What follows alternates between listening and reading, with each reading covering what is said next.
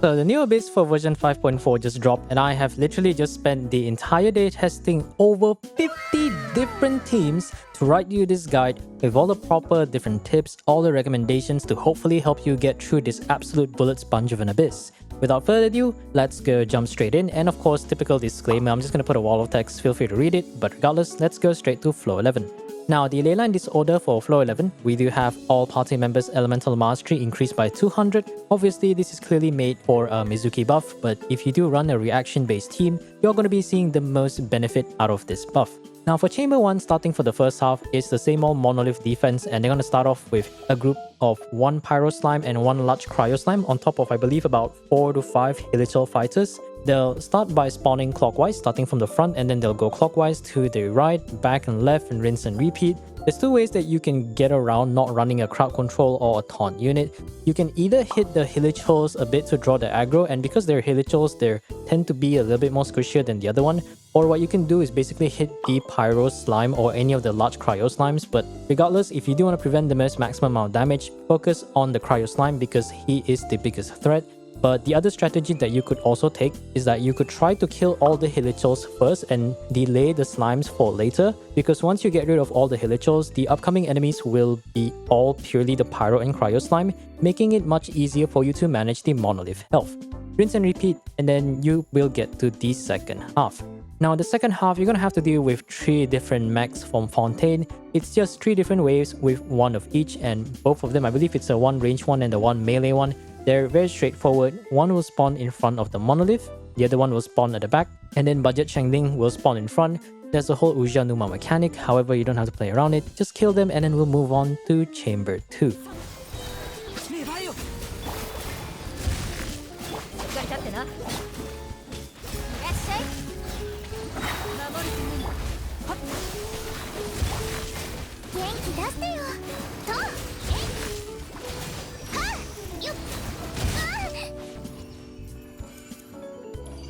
Now, for the first half, you do have, I think, 4 waves of the Geo and the Nemo water shroom thing. So they spawn in waves of 2. You have to deal with like 4 different waves, and they spawn like front to the back and rinse and repeat. They don't really have any particular mechanics to really be of note. So rinse and repeat, try to kill them fast, and you'll be moving on to the second half. Now, the second half, we do have the Natlan Robot and the Tui for Tui Legends. The Natlan Robot, there is the whole mechanic where you can do like Night Soul Blessing attacks to it to make it overload, but otherwise it doesn't really matter. It's slightly more of a DPS check. You get rid of this guy, and then eventually you'll get the Electro Hammer Legend and the Pyro Slinger Legend. Ideally, try to bring a Hydro unit and maybe between a Dendro, Cryo, or preferably Pyro unit to break the Electro Hammer's shield. From my experience, bringing someone like Xingqiu would be pretty useful for the Pyro Slinger. Target that guy first. Once you're done with the Pyro Gunner, then you can focus on the Electro Hammer. Otherwise, straightforward. Now we move on to Chamber 3. So for the first half, we have, I think, 4 to 5 waves of the Fontaine underwater creatures, the Electric Seahorse, the Ice Hare, and then of course the Pyro Crab.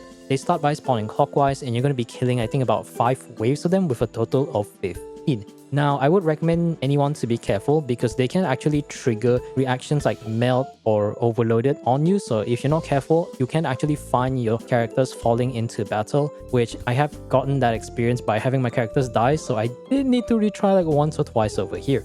Otherwise, the rest is pretty straightforward. You can always run an Anemo unit to use their elements to break their respective shields, but you can still do damage through them regardless because it's not really the regular invulnerable shield, it's just more of a damage reduction kind of thing.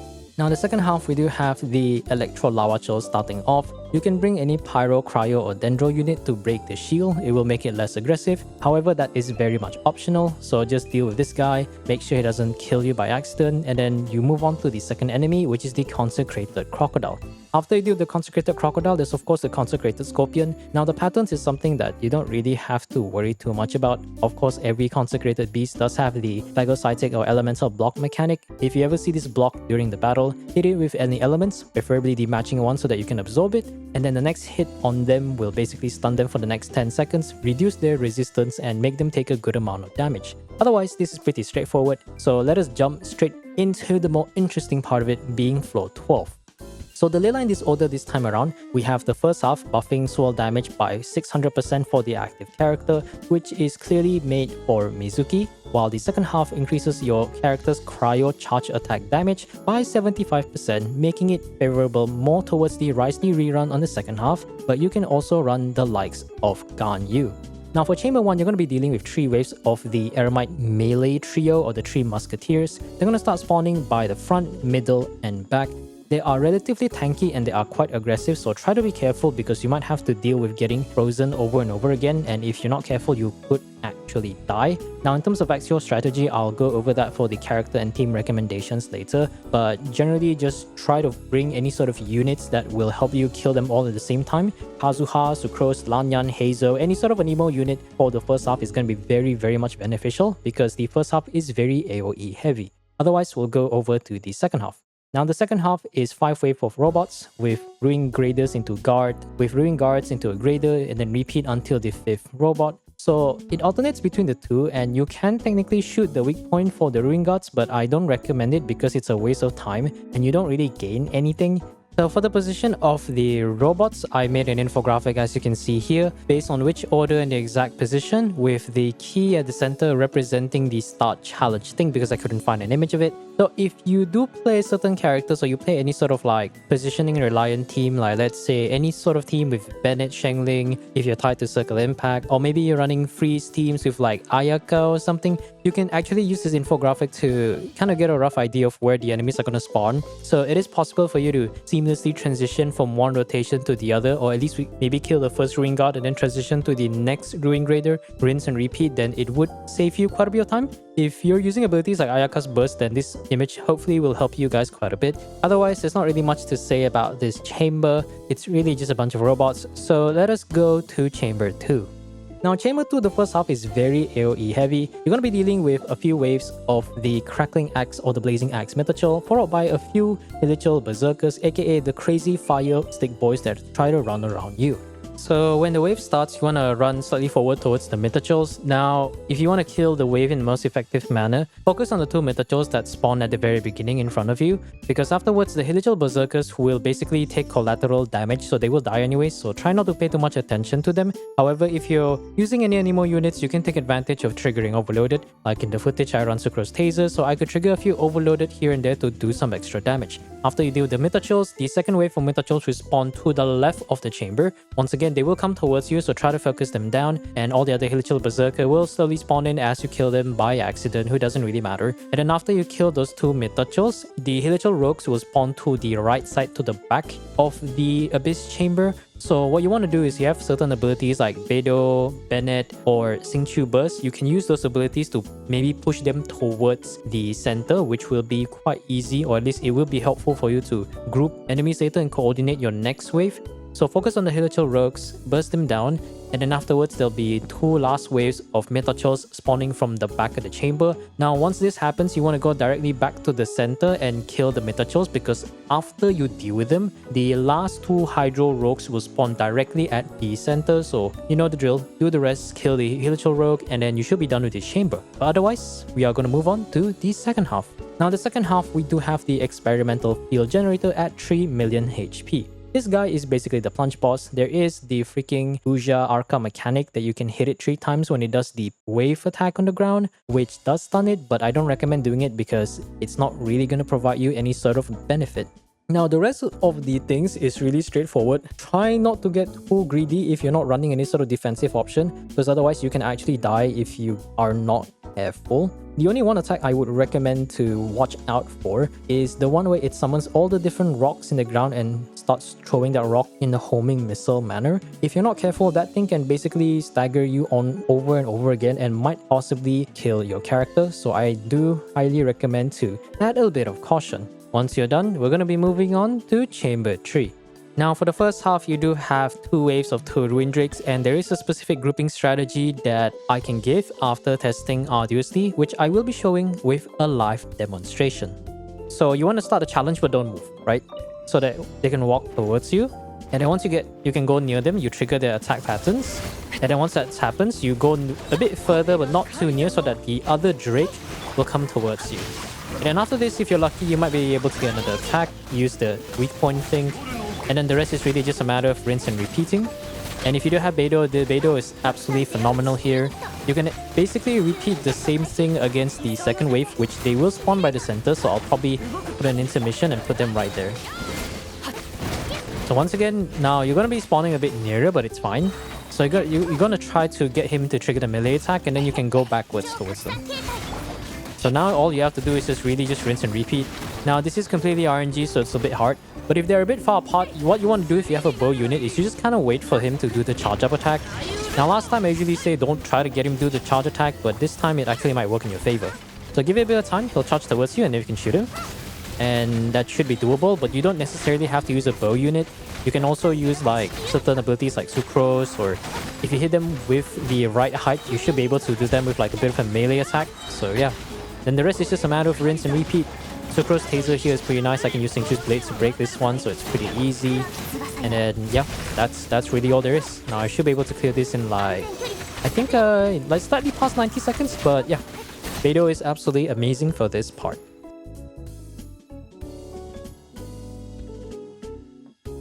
So in Chamber 3, we do have the Solitary Swanee, who just got promoted from Chamber 2 to the final Chamber 3 on the second half. And just like just now, I'm going to be doing a live demonstration of the attack patterns, and as well as the tips that you can use in order to try to play around its mechanics and maybe get that clear. So just for the first round, I'm going to be showing you guys the attack pattern. He takes a bit of time to get up, so you can kind of just build up your energy or do whatever you want. And then once it starts, it always does this move where it does a spin and then it does one wave slam. Be careful because this one can actually kind of kill you, so yeah. So the second attack, I think this time around it decided to do a wave blade. And after the first two attacks, it's immediately going to do this special Hydro Water move phase. So what you want to do is you want to freeze it and then do any sort of cryo reaction. And you basically have free time to yourself. I think it'll be stunned for about approximately 10 seconds or so, so try to take advantage of this if you do happen to run a cryo team on this half. Well, this is the one move it does where it can have a chance of lunging. You can also apply cryo on top of it, freeze it, and it'll probably be down for the next 10 seconds or so, so yeah. So this is the big Nemo move where it'll spawn 3 different Jade Pulse. All you want to do is break all of them with Pyro, Hydro, Electro, Cryo. And of course, it will be stunned. And then the rest, it's going to repeat the patterns in random. But I can say that the first few patterns are generally kind of fixed. So you can kind of try to play around that. And the one thing that I did find is that if you can bring the Swanee's health below, let's say about, I think around 50 to 60%, it is possible for you to kind of add one more extra move before it does the big Hydro move that it always really does. So yeah, try to take advantage of that, and then the rest is a matter of rinse and repeat. And if you have enough DPS, you can basically take care of him. And keep in mind that while Cryo will give you an added advantage, it is not necessary at all for you to be able to do it. If you have enough DPS, you should be fine. So yeah. Now, as I mentioned, this is the latest version of the current guide or script that I use for this video. And this section here is the, I guess, about 30 to 40 different teams that I've tested, separated into the ones that you can clear and the ones that can't clear from my end. Of course, take this with a bit of a grain of salt because not every single character that I have is built equally. A lot of certain characters are built a little bit more in favor and they have like 5-star weapons and triple crowns or double crowns or whatnot. While some of my weaker units, like let's say Chongyun or Kea, is not exactly built as well as their counterparts like Bennett or Shengling.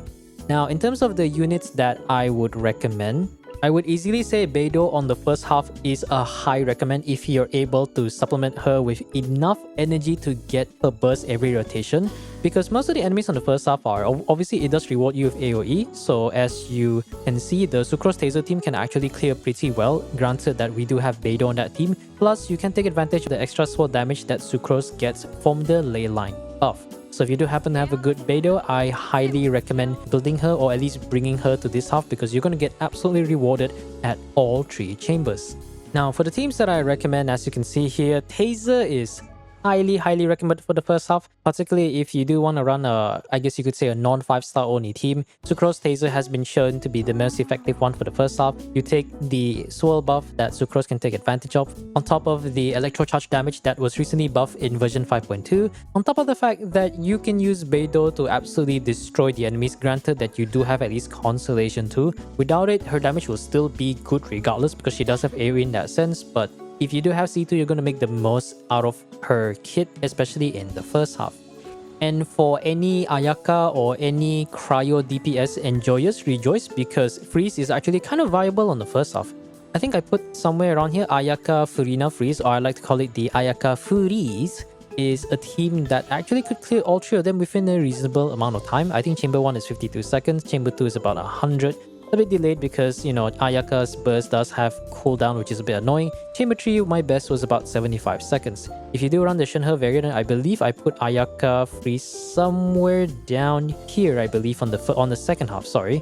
The second half, Ayaka does need a little bit more investment, so I highly recommend Ayaka Freeze for the first half. For the second half, obviously, we do have Ganyu Melt. I think I tested this somewhere around here if I can find it. So I tried the weakest version of Ganyu Melt, which is basically Ganyu, Zhongli, Bennett, Shangling. Granted that Bennett's running Skyward Blade, Shangling's running, what's this thing called again? Skyward Spine, Ganyu's on Skyward Harp. However, if you do have a Shilonen, you can kind of make do with not having 5-star weapons. I think the damage buff is enough to make Ganyu feel like she's kind of like a decent release of a unit. So yeah, Ganyu Melt is very good on the second half. Now in terms of the actual team, it's obvious that the first half definitely wants some amount of AoE, right? And rewards you a lot for running Anemo units, which basically why Electro Charge is the best for the first half on top of Anemo. And then second half, you can also run this 4-star melt team, which I did run in the footage. Granted that my team is not as well invested as the first half because my first team was like all level 90. My Chongyun only has these stats with like a sack sword, so he doesn't have the most damage and not even on emblem, but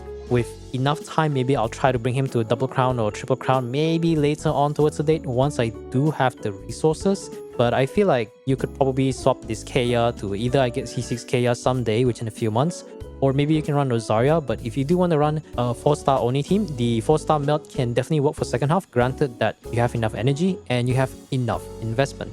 Otherwise, first half is very much AoE, second half is single target, and that's all I really have to recommend. But if you guys are interested in this guide right here, I will be leaving a link down below for viewing. So if you're interested or if you want to add up to anything, just let me know. Then maybe I'll add another team or test it on my account to see if that team can clear or not, depending on my level of investment. Now for the short, I guess you could say reaction tier list for the current Abyss, I'm gonna quickly go over through them. You've probably seen the runs before. So the reactions that work for both halves, this one I believe is reverse vape, mostly because, you know, like second half Swanee does have very high Anemo and Hydro resistance. So unless you have a lot of red shred or a lot of investment, it's gonna be difficult for you to run like a reverse vape for the second half.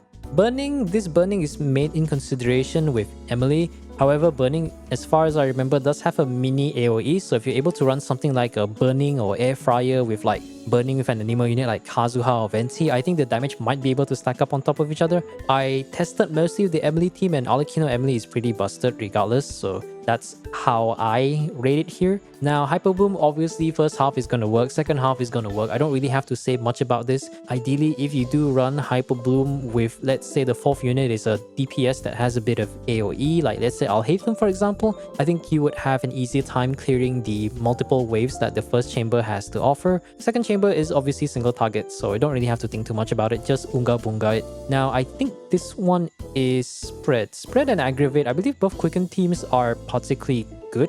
While I did test Tenari Quicken on the second half, Keqing and I think Koran for the first half is actually also quite decent, especially Keqing with the AoE, and if you do have someone like Kazuha for the grouping instead of Shilonen, you'll be having an easier time grouping them together and dealing with multiple enemies at the same time. I also tried the, I think, Monopyro with Dea Monopyro, and then I think Electro was the Raiko team, aka the Raiden Yael Miko team, paired together with a C6 Sara on top of, I believe, a Shilonen as a fourth unit, and it could clear all three chambers just fine. Granted, with enough investment, and my Raiden is C2, so take that with a grain of salt. Now for the reactions that are specific to the respective halves, the first one right here is Forward Vape. So if you want to run Molani against the Swanee, and if you're a Mad Lad, or maybe you have like Shilonen paired together with Kazuha and Mawika as your off-field pyro applicator, you might be able to actually take care of the Swanee, but granted that's a very small percentage of players with enough investment. You can try. I don't have Molani, so I can't say for sure, but generally I don't recommend Forward Vape for the second half at all, so first half should be fine. Now, physical, surprisingly, I tested the Eula team with Furina Raiden, and I think it was a non-C6 Mika, and she was actually able to clear quite decently fine, I think within the 90 to 100 second range, so I was quite surprised, despite the Leyline Disorder not providing any sort of buffs. So for any Eula players, I guess you could consider running Eula for first half. Cool. Now, Electro Charge, I mentioned just now, Sucrose Taser is absolutely amazing for an F2P or 4-star only team for the first half, and Electro Charge is pretty insane. You can consider running Ororon if you do have that, then maybe Cloran or Ororon, or find whatever variations you have. Ideally, try to slot in one Anemo unit, even if it's someone like Faruzan that's not C6, or even Lanyan is going to be helpful in a lot of different ways because the sword buff is pretty damn busted. Priest, like I mentioned, is also pretty viable in first half. Granted, try to bring someone like Kazuha or Venti or any sort of grouping Anemo unit if you want to have an easier time dealing with at least Chamber 2. And I think this is Nilo Bloom. Nilo Bloom obviously destroys AoE content. I don't have to say much about it. Cave Bloom, we don't talk about Cave Bloom. Now, Burgeon has AoE. The reason why I recommend Burgeon on the first half over on the second half, because Burgeon strives on being an AoE Dendro Explosion, which is something you can't really take advantage of for the second half. So I do recommend running Burgeon for the first half. If you do have Thoma built or some other meme Burgeon unit like, I don't know, Deya or Shengling. Mono Hydro, Mono Cryo, of course, the other mono elements like Hyper Geo, I think this is Hyper Nemo, will work. I think Xiao in the first half was pretty well when I ran him in his best Hyper team. The Geo team is a bit situational because the team that I run was actually double Geo, double Hydro with like Turina, Yelan, and then I paired Shilonen together with my Noel. Granted that every unit in that team is kinda stacked, so Noel's AoE does help quite a bit in dealing with the AoE content. Second half, Melt is an absolute W. You can do big sorts of damage. Even if you go against Swanee, you can maybe trigger some Vaporize here and there, but if you bring a Cryo unit on this half, you're gonna kind of just take a lot of W, especially with the Swanee mechanic. And single target, if you do have high single target damage in your team, then any kind of reactions don't really matter as long as you're able to meet the DPS check. Overloaded, this is Overloaded with Chevreau in mind. Overloaded alone obviously is not going to be enough, but nowadays nobody talks about Overloaded outside of Chevreau. And the last one, of course, I think this is Quick Bloom, because Quick Bloom I think is better for mostly single target teams. Of course, you can also run Hyper Bloom on this half, but you know, whichever suits your account. So that's it for the guide. I hope you find all this information helpful. Sorry for the guide taking a bit of time. I've been having to deal with, of course, you know, recently just got jobs, so I only really have a few hours every day for editing, and I think this is going to continue roughly for the next year or so, assuming that the 16th of every abyss is going to be on a very inconvenient day. But regardless, I hope this guide helps you to get your clear and potentially 36 stars. Now, a fun fact before we end the video, the current abyss has a 375% HP multiplier compared to the previous abyss only at 300%, which is compared to the previous older abysses with the multiplier at 250%, equivalent to a 4-man co-op in Genshin. So just to put that into perspective, you're not the only one thinking about power creep, and you're most definitely not the only one noticing the bullet sponge, and I really hope this trend does not continue moving forward. Regardless, hope you all have a great time watching the video. Leave a like if you enjoyed, and subscribe if you do want to get more theater and abyss guides, and maybe some other videos along the line if I do have time to get them out there. And that's it for now. I'll see you guys next time. This is Ethereal, signing off. Peace out, everyone.